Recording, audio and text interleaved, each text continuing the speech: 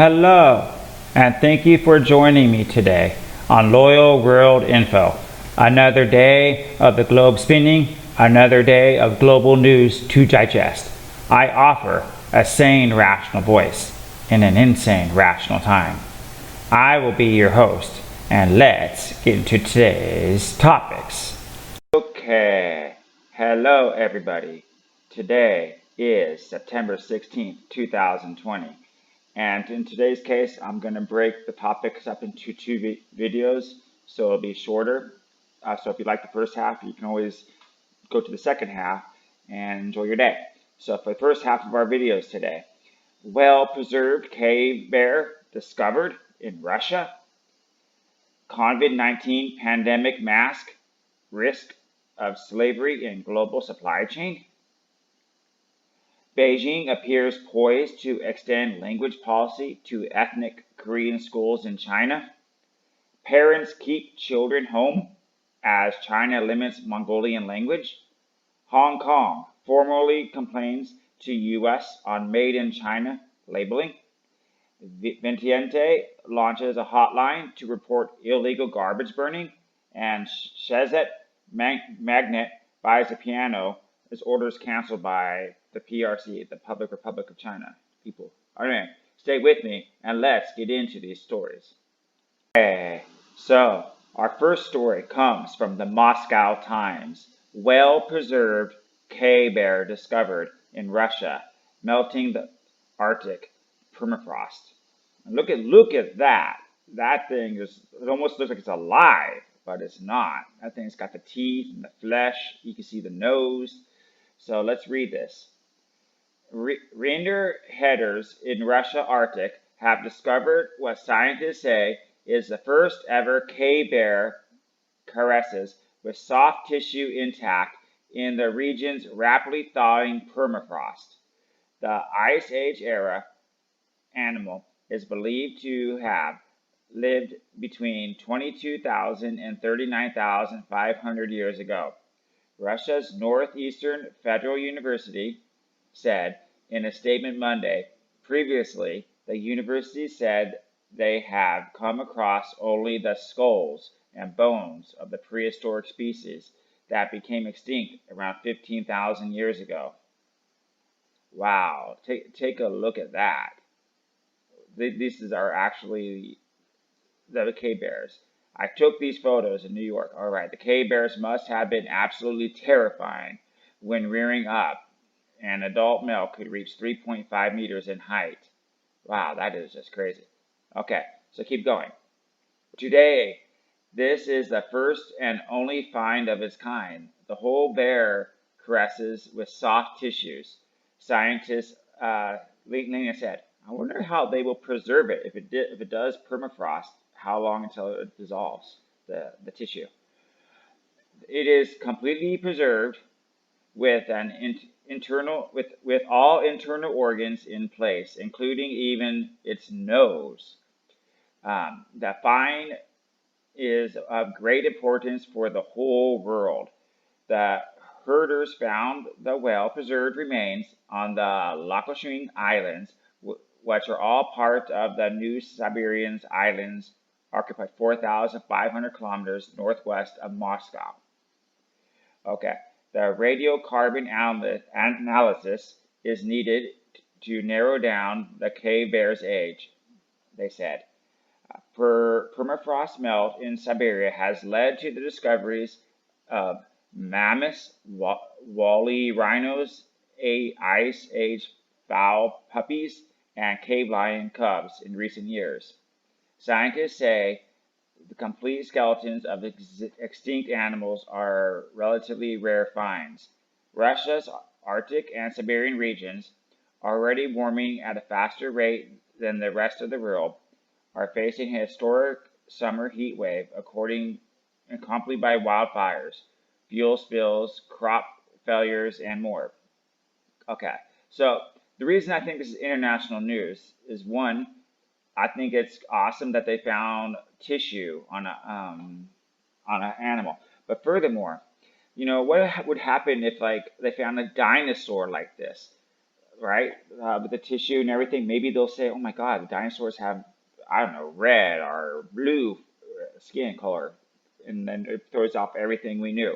Furthermore, you know, ice, we only see ice and caves at the tip. But if ice melts, say deep down in Alaska or wherever it's cold, what animals, how would we actually dive down deep enough and discover these animals before the seawater melts the flesh away, or before the sea currents move the fossils away? So I'm kind of intrigued to what people can do to search for animals or relics, fossils, while the heat wave comes and everything melts away before viable, I don't know, viable fossils, bones are lost forever. Anyway, what do you think about this story, and what do you think about actually finding fossils or animals from the past? Please leave your comments below and like, comment, subscribe. Okay, moving on to our second story, and this one comes from Singapore. COVID-19 pandemic masked the risk of slavery in global supply chains. You know, we hear a lot about human rights, and usually when we hear about human rights, it's usually due to sex trafficking is bad, but illegal immigration is good, or illegal migrants is good. But then there's also people always forget about these people that are trafficked across the borders, put on farms, or put into factories and kind of locked into factories to meet quotas and such. So let's read this story, and then I will give you my thoughts on it. In Sydney, the coronavirus pandemic is complicating the task of rooting out modern slavery by making it impossible for companies or investors to visit factory floors in many countries, adding to the challenge of addressing supply chain risk. The economic shock caused by the coronavirus outbreak is also making people more vulnerable to exploitation, further compounding the problem. Mr. Mans Carlson, the Sydney-based head of ESG research at the Asbel Institute of Management, told Bloomberg Insider, Australia has gone further than British and California, with laws requiring companies and investors to have a detailed plan on how they will assess and tackle the risk of modern slavery in the supply chains. With more than 40 million people working in slave-like conditions, even before the pandemic, more than at any time in human history, it is a complex issue to address.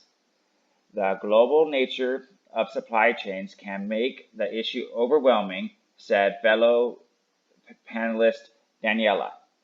Okay, we're at the beginning of this long journey into the really understanding the complexity and supply chains and the interrelations with other issues, she said.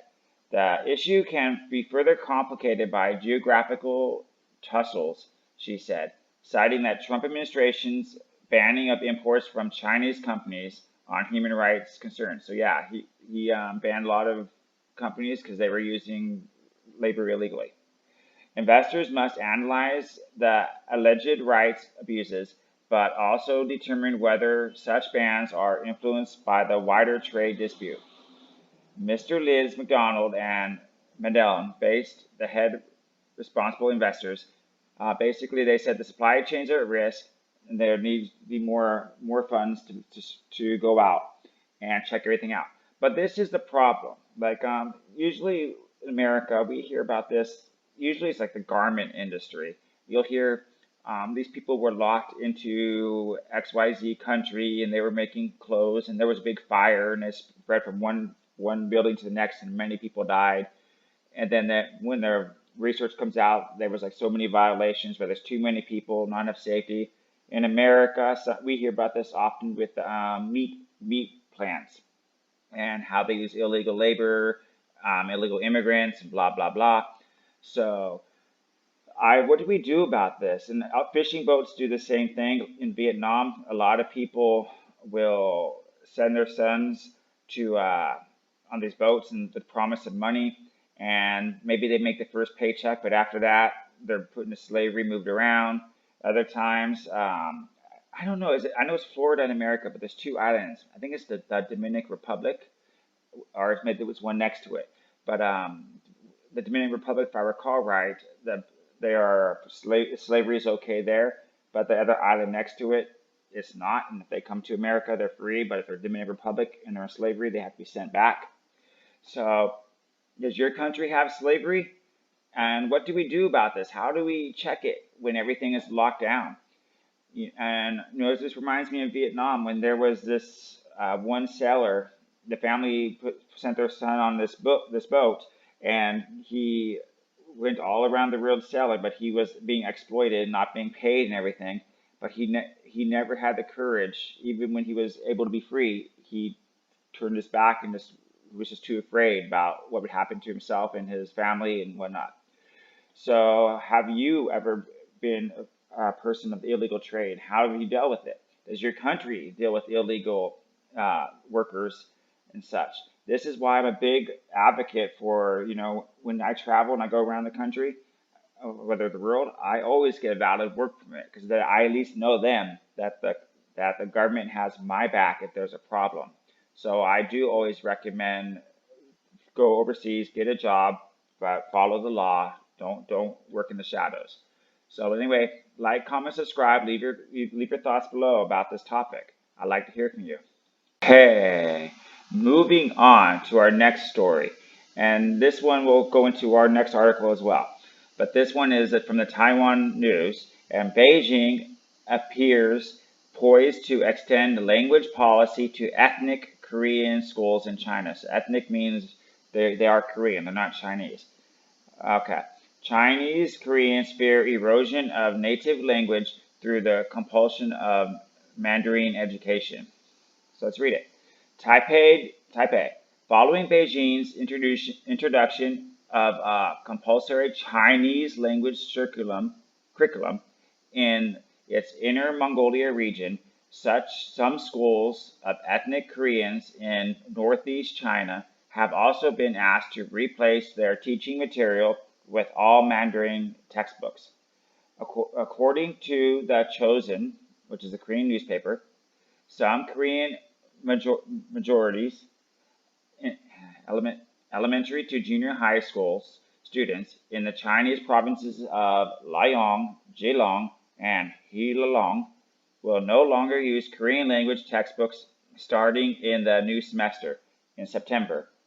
Although the schools have yet to receive clear government instructions like those in the Inner Mongolians have, they have been asked to enhance their Mandarin instructions and try to limit the use of the Korean on campus. Korean Chinese communities worry that the new directive will result in the collapse of the Korean education and the gradual disappearance of the language in China. Some also fear the college entrance policies that allow minority students to take exams in their native tongue will also be canceled as teaching materials are replaced. There are approximately 1.8 million ethnic Koreans in China. Among them, 2,000 students studying in Korean schools have taken the national college entrance exams every year, according to the UDN. Although the Chinese government has deferred its language reform as part of the assimilation policy to promote national unity, many external expats see this as an attempt to eradicate minority cultures within the country. Since it was announced, the policy has sparked protests with student walkouts in Inner Mongolia, and armed police sent to the region have made dozens of arrests. Okay, so I will get into the Mongolia article after this. But what do you think about that? I mean, China is basically trying to say, hey, you're in our country, so we want you to eradicate your culture, eradicate your language. This kind of even goes to America. You have people that say, you know what, we don't want your even though you're American, we want to take down your statues because they offend us. And then you have all these, say, South Americans that come in, they primarily speak Spanish, and they even get a free education, but from K through 12, most of them can't even speak English for upon graduation, or even if they do graduate, it's very, very low. They don't really want to assimilate. They want to kind of like be the tossed salad. So where do you stand? Do you stand where if somebody's in your country, they should assimilate to your language, your culture, and maybe have a little variety here or there? Or do you think should be like the South Americans, Mexico, and such, where you can come in, you can bring your language, you're not forced to do anything for the country you come to. Basically, you're walking in to claim the country, make it like your country back home.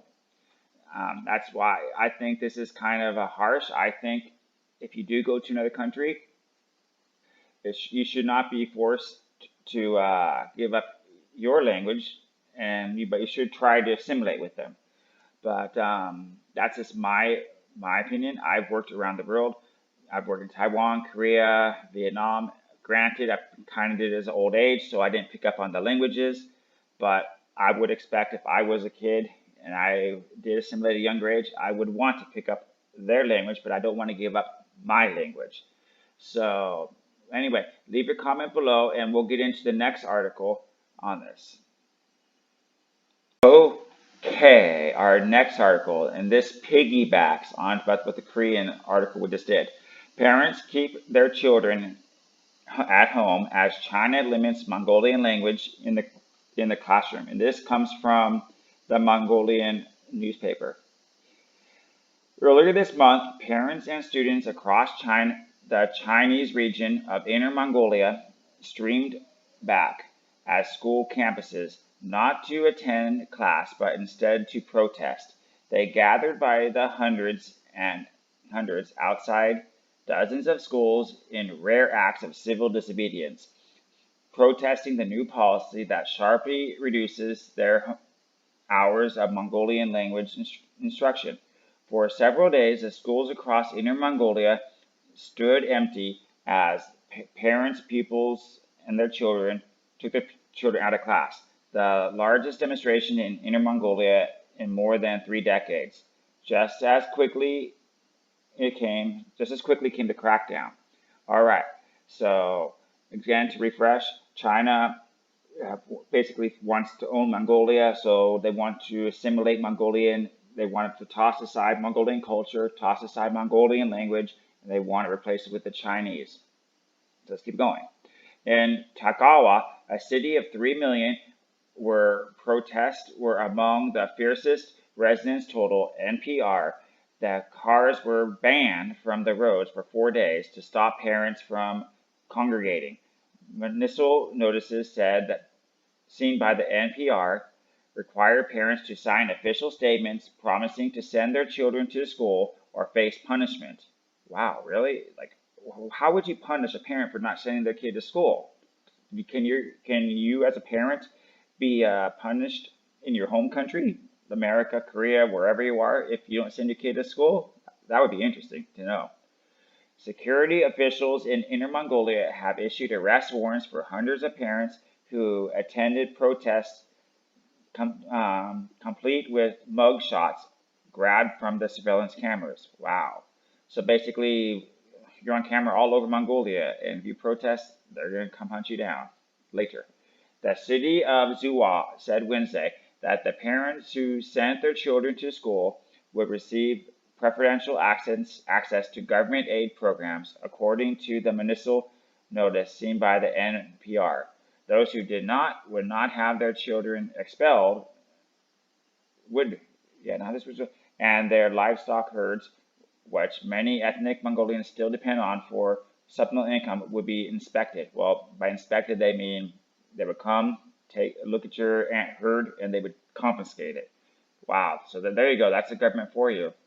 Personally, I think in China's case, yes, they do try to do all these things, but the problem with protesting China is they do all these protests in small things. Like Mongolia's do it now. Last year, Hong Kong did it. But if all these people like united at one time, then perhaps they would be strong. But like Mongolia's protest is nothing compared to Hong Kong's millions, so they have no chance. Mongolia parents, the civil servants party members, and teachers of Mongolia descent are under tremendous pressure to send their children to school, said the ethnic Toga, the director. All right. Threats, arrests, detention, imprisonment, and even confiscation of property are the most common methods of intimidation being used. So, does your country, wherever you're from, does your government do things like this to make you comply?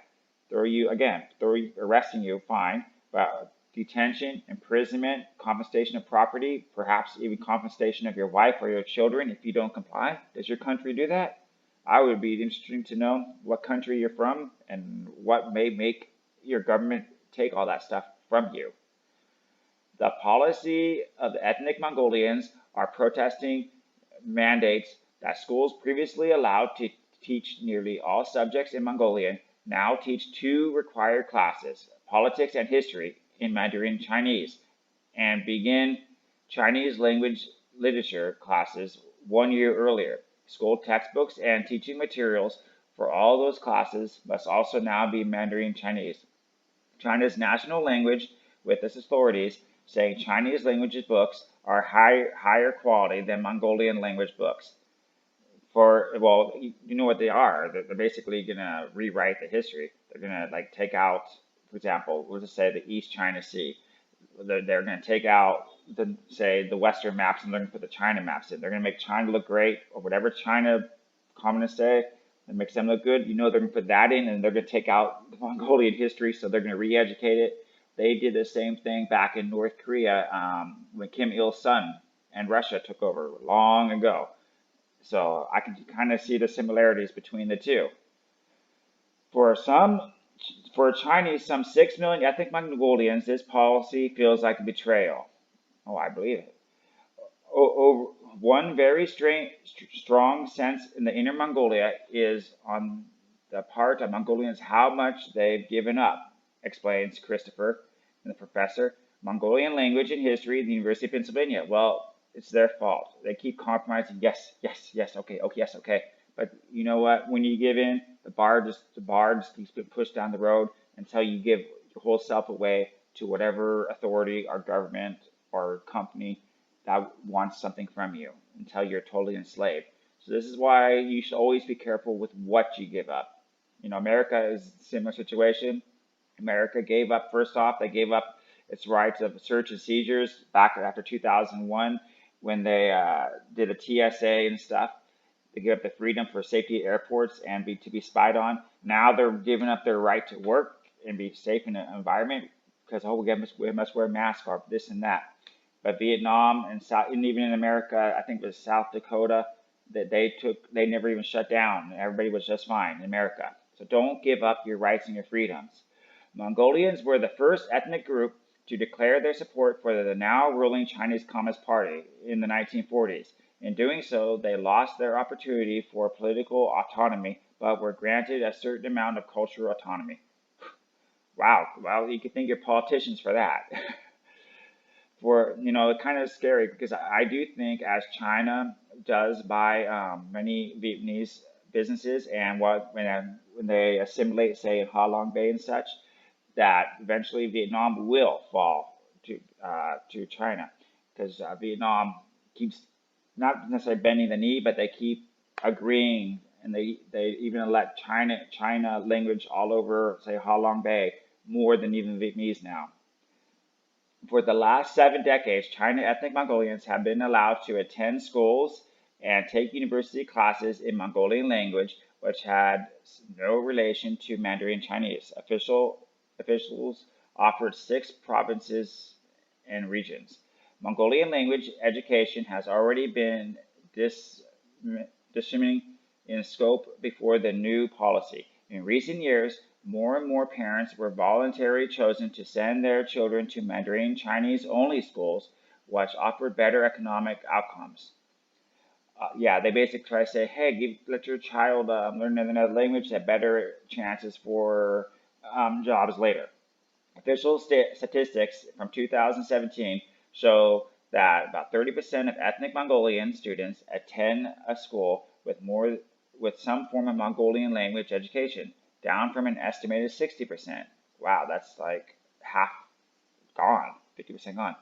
China is moving toward what is called the second generation ethnic policy, an approach that has emerged in the last decade that demands China minority ethnic groups to become more Chinese by reducing the outright elimination of their limited cultural autonomy. This is kind of like globalization, right? Isn't that why everybody wants to go to the West, whether it's in America or Europe? We want to get rid of your language, get rid of your culture, get rid of everything. We just want all to be all one and the same. So is not the Communist Party the same as globalization? To me, that's kind of what it's saying. And what about you? Do you think your country will be taken over by either China or a different country that's suppressing it? Like, for example, Russia a few years ago, they invaded part of Ukraine and they took over where the ocean was, or lake, for the oil rights. And then they handed out the passports and then they put the Russian language on those cities it conquered. So I do recall that. So let's keep going. In the past decades, similar policy changes targeted the Tibetan. Yes, Tibet is what China says. Tibet is now a province of China. And I think Hong Kong is going to follow the same thing as what's happening into Mongolia right now. They won't necessarily fall to the language, but they will be assimilated to everything that's from mainland China. And the older language education drastically reduced the number of language teachers and resources available for the students of the languages. The new language policy is not special requirement only. It's not special only asked of ethnic Mongolians because regions such as Tibet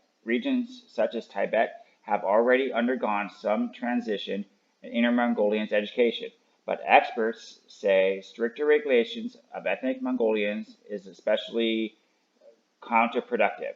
Many more Mongolians are already studying Chinese, said Morris Ratsushi, an academic who studies Central Asian history. He explains that ethnic Mongolians are an assimilation success story from the eyes of Beijing, with high rates of intermarriage. Wow, with Han. The majority of the ethnic groups in China have a high level of Mandarin Chinese fluency. There was a kind of peace that had prevailed for 25 years. It just seems very odd that the government would create the conditions that would arouse dissent. Okay, so I'm going to stop there. But what do you think about that? Do you think it's okay to force a different culture and language on people of their own nation? People said that England did that, or Americans did that to the Native Americans in America. Or they can say people did that to islands all over the world, like Philippines, Taiwan, and so forth. But anyway, please like, comment, subscribe. This was a very big article, but very important. I want to know your opinions. Okay, moving on. And this is our next article of the day. And this one comes from Singapore as well.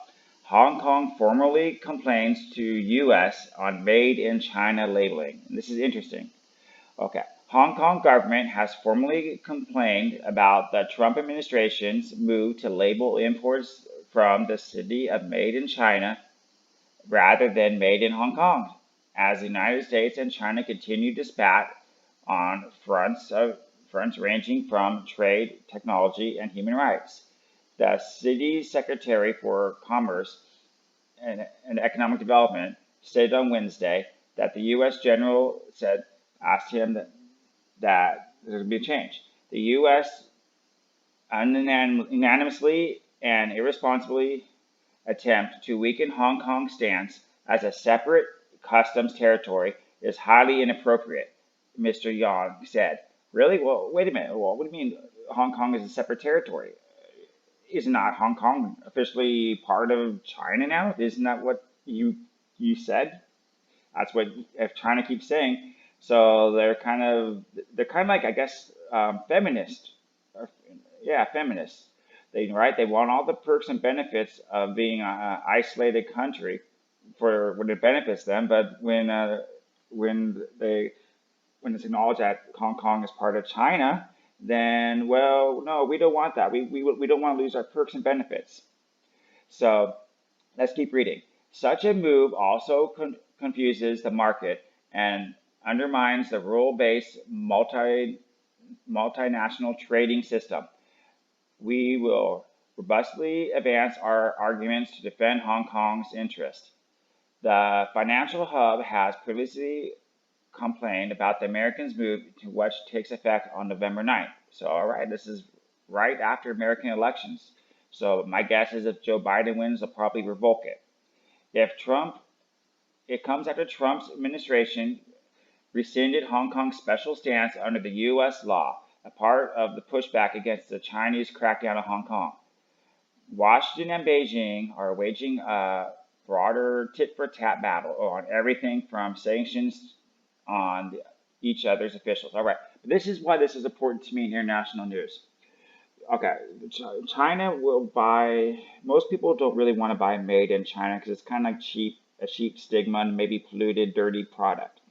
So China or other countries, they will go and they'll buy businesses, say in Vietnam, or Canada, France, whatever. And then they'll import their own workers, mostly. Sometimes they'll use locals, but usually import their own workers. They'll make the product, and then they'll say made in USA, made in France, made in Vietnam. But then the consumer actually feels, in most cases, they bought a better product. And on top of that, when these companies are part of the other country, like in this case Vietnam, they get all the tax rates, all the benefits, and sometimes the military or the government to back them up. So it's, in one way, it's invading your country, but it's also, again, deceive, lying to the consumer who wants to buy your product. They want to buy from someplace they feel safe. So that's why I thought this was international news, because again, China just did this to Vietnam this year in 2020, right after the virus broke out. They bought many businesses so they can say made, because many businesses left China, came to Vietnam, and China's like, okay, we'll buy the business, same business, but now it's made in Vietnam instead of China. So what do you think about that? Do you think it's okay to be deceived? And how do you think it is that China wants the benefits of Hong Kong being free, but at the same time telling everybody Hong Kong is part of China and it's not free and autonomous? Please leave your comments below. Like, comment, subscribe. Okay, moving on. This one comes from Laos. Vientiane, which is the capital of Laos, launches a hotline to report illegal garbage burning. And so as you can see, here's a big picture of it. All right. So Vientiane has launched a hotline for residents to call and report of illegal burning of garbage or other types of illegal fires in the capital. The Vientiane Capital Department of National Resource and Environmental has established a hotline 1523 for residents to report the illegal burning of garbage, rice fields, and suburbs around the city. I wonder why rice fields. I mean, usually people burn rice fields before the harvest. I was on Jeju, Korea, and there was actually a big festival once a year where they would burn the rice fields. So I don't know why that would be against the law, but I understand the other things. The hotline is available from Monday to Friday from 9 a.m. to 6 p.m. Well, 1600 p.m., 4 p.m. And will receive reports on illicit burning in the capital. Those who report fires will be required to report the location, date, and the time of the fire, and try to take photos or videos of evidence of the incident, according to the Vientiane Capital.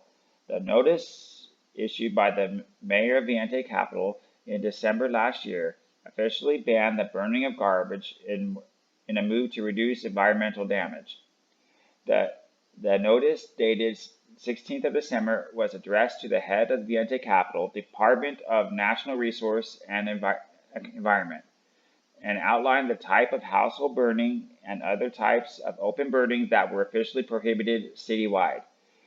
The response came after an extreme air pollution of 2018 when a haze of smog covered much of the capital.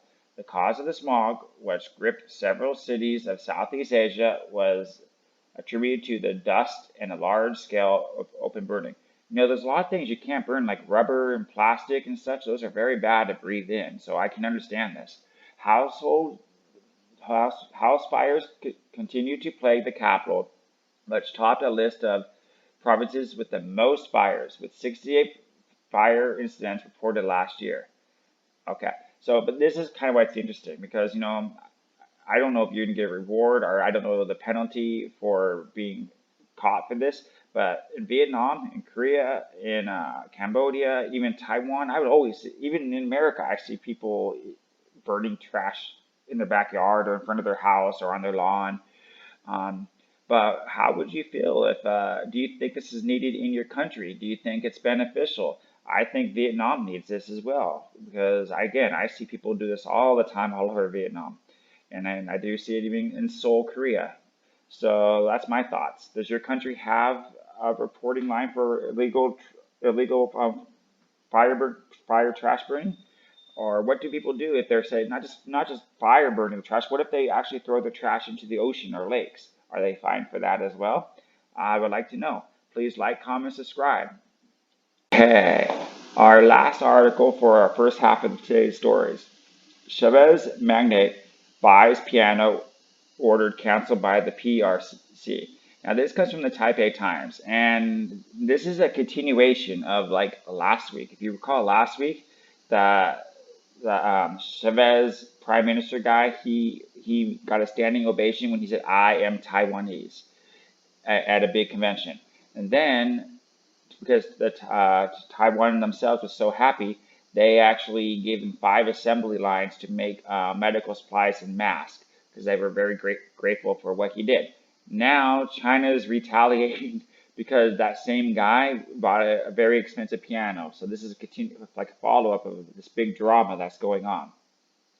Chavez tycoon Carol Carmon has reached out to the piano manufacturer of Parloff through the Commonwealth Family Foundation to purchase a 5.3 million or 234,000 US dollars of pianos after a Chinese client canceled an order in protest at Chavez Senate President Malos in Taiwan last week. So yes, that's the guy who said, "I am Taiwanese," and he got a standing ovation. The customer in Beijing said that it has canceled the order because the Wednesday's visit to Taiwan was harmful to the Chinese relations. Wow. So Parloff, established in 1864, sells about 35% of its pianos to China and is concerned that worsening ties between Chavez Republic and China might affect its sales. So see, this also reminds me of the NBA. Remember the NBA when the Hong Kong protest was going on? One guy protested it. One guy, manager of the team, protested it. Then he had to give an apology because a lot of the business, again, NBA business, is headed in China, and they want the China money. And same thing for the BlizzCon when that one gamer stood up, said, "Hong Kong is the revolution of our time. Free my country." Blizzard did a live stream cut, and they fined him because, again, a lot of Blizzard's money comes from China, and well, you hurt the Chinese image, so we're going to cut you off unless you take a knee. So the company expressed its appreciation to Kabak and said that they were surprised by Comsum's eagerness to step forward and complete the unplanned purchase. Shaz's media reported that Comarch decided to purchase a piano to show support for Partoff and Taiwan's visit, which had deep significance. Wow, these names are really hard. The Shivak Republic is a free country. This is what I value most, and I simply want to remind my fellow Shivaks this. Comarch said that he and his wife, Stefana, would be donating the pianos to the schools in the Republic, hoping that the instruments would be symbols of Shizak's pride and solidarity. Forbes magazine has said that Comarch 51, the third richest man in the Chavez Republic, is worth $3.8 billion. Comeric made his fortune on oil and natural gas business in the 1980s. The 89-person delegate of the Czech Republic, led by Vientiane, conducted its 6-day visit to Taiwan on Friday last week. So again, during that visit, that's when he said, "I am Taiwanese." Representatives of the Czech political, business, scientific, and cultural sectors signed 3 memorandums of understanding of enhanced cooperation, resulting in Taiwanese banks being allowed to open branches in the eastern nation, and China Airlines gaining approval to operate direct flights. All right. So besides reading this article, do you have a company or the government in your country that has taken a knee to do things, whether it's for China or another country? Like another example I have is recently Australia, the capital of Australia, Vientiane or whatever, Victoria is Australia's capital. They actually did a Belt and Road initiative to build subways. They gave the contract to China, not its local people. But that really angered Sydney and the other city. And other times you have other countries that do that. So my question for you: has your country taken a knee to appease a different government, or has a corporation taken a knee to appease a government within your country? What did they do, and how was the outcome? Was it backlash, compliance, and how did you feel about it? Please like, comment, subscribe. I want to know all. Well, that will conclude today's Loyal World info. Thank you for spending time with me today. Feel free to like, subscribe, or drop a comment below. Or if you are on the go, listen to my podcast with the link provided in the description. I am on Stitcher and the iPhone store. I will see you tomorrow and share New World info stories. And lastly, all my articles I talked about, all the links are in the description below.